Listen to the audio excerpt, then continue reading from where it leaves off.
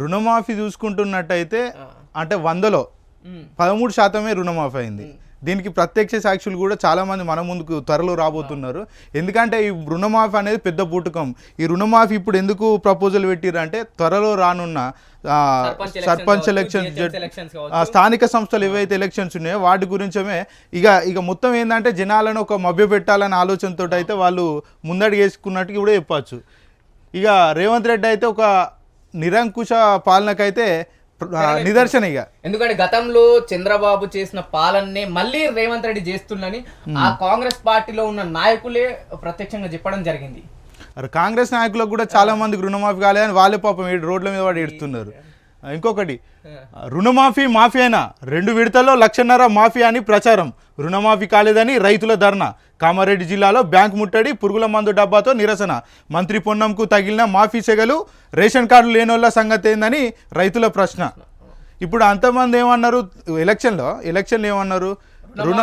2 లక్షలు ఉన్న ప్రతి రైతుకు రుణమాఫీ చేస్తామన్నారు. ఇప్పుడు ఏమంటున్నారు అంటే అసలు వాస్తవంగా జరిగేది ఏంటంటే రైతు ఒక 30,000 రుణం తీసుకున్నాడు అనుకోండి, ఆ 30,000 వరకే రుణమాఫీ అవుతుంది.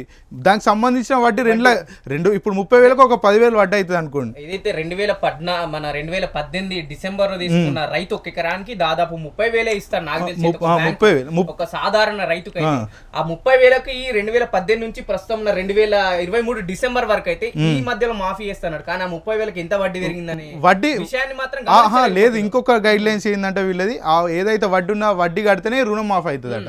అంటే రైతులు కట్టలేని స్థితిలో ఉన్నప్పుడే నువ్వు 2 లక్షల రుణమాఫీ చేస్తాను.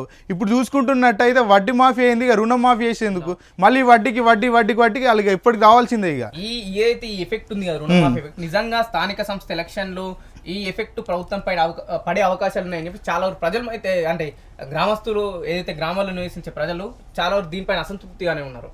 ఇక కామారెడ్డి జిల్లాలో బ్యాంక్ ముట్టడి, పురుగుల మందు డబ్బాతో నిరసన అయితే తెలిపినట్టయితే వార్త చూడవచ్చు. ఎందుకంటే రైతుల గతంలో కాంగ్రెస్ 60 పర్యాలు అంటే పరిపాలించినప్పుడు ఏమైంది, పురుగుల డబ్బాలు పట్టుకొని నిరసనలు ఎట్లా తెలిపారో మార్పు అన్న రేవంత్ అన్న ముందు కూడా ఈరోజు అదే పరిస్థితులు ఏర్పడ్డాయి.